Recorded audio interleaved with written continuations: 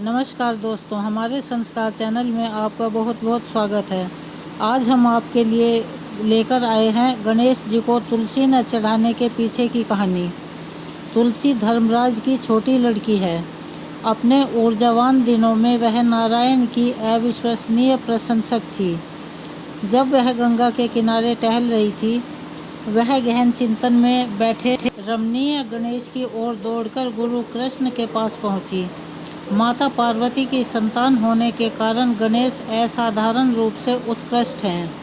इसके अलावा गहन चिंतन की स्थिति में कोई भी व्यक्ति अधिकाधिक उत्कृष्ट दिखता है, तो आप उस विचारशील अवस्था में गणेश जी की महिमा की कल्पना कर सकते हैं। तुलसी माता की तरह गणेश भी अपने यौवन और योग्य आयु में थे और दोनों भगवान विष्णु के प्रति समर्पित थे। इसीलिए तुलसी माँ ने तुरंत गणेश जी की ओर घूरकर देखना शुरू किया। उन्होंने अनुरोध किया कि गणेश जी शादी कर लें। उस समय भगवान गणेश कुंवारे थे, जो किसी भी साधक के लिए सामान्य बात है। क्योंकि चिंतन में व्यक्ति को आरक्षित रहना चाहिए और ध्यानी किसी रिश्ते में जाने के बजाय स्वयं की जांच करने का प्रयास करता है। इसीलिए भगवान गणेश किसी के लिए विवाह की तलाश नहीं कर रहे थे। इसके अलावा वह किसी ऐसे व्यक्ति से विवाह करना चाहते थे जिसमें उसकी माँ पार्वती के समान दिव्य गुण हों। इसीलिए गणेश ने प्रेम पूर्वक तुलसी माता को विवाह के लिए मना कर दिया। इससे वह बेहद परेशान हो गई। तुलसी को यह नागवार गुजरा और वह क्रोधित हो गई। अपनी नाराजगी में तुलसी माता ने गणेश को डांटा और एक दिन शादी न करने की अपनी इच्छा के बावजूद वे शादी कर लेंगे। भगवान गणेश जी ने भी तुलसी को डांटा कि उसकी शादी एक असुर से हो जाएगी और उसके बाद ऋषियों के उपहार के तहत वह एक पौधे में बदल जाएगी।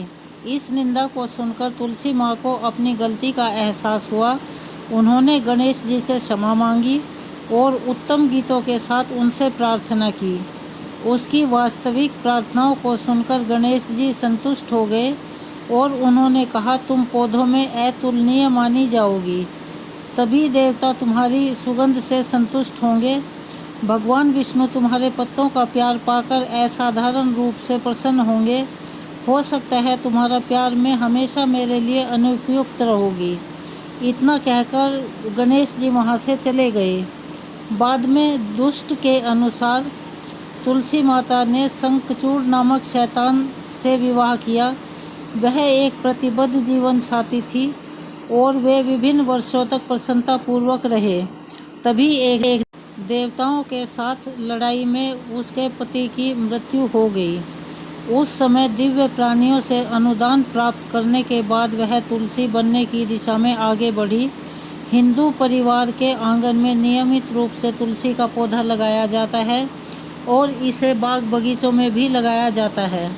महिलाएं अक्सर तुलसी की पूजा करती हैं। मुरझाए हुए व्यक्ति को तुलसी के पत्ते और गंगा जल अर्पित किया जाता है। तुलसी की पत्तियों को कभी भी काटा नहीं जाता या गर्म संपर्क में आने पर खाना पकाने में उपयोग नहीं किया जाता। तुलसी एक अत्यंत कोमल और स्वर्गीय पौधा है। सबसे अच्छा यह है कि पानी से भरे तांबे के बर्तन में तुलसी के पत्ते डालें। अगले दिन उस पानी को पिएं, क्योंकि इससे तुलसी और तांबे के फायदे मिलते हैं।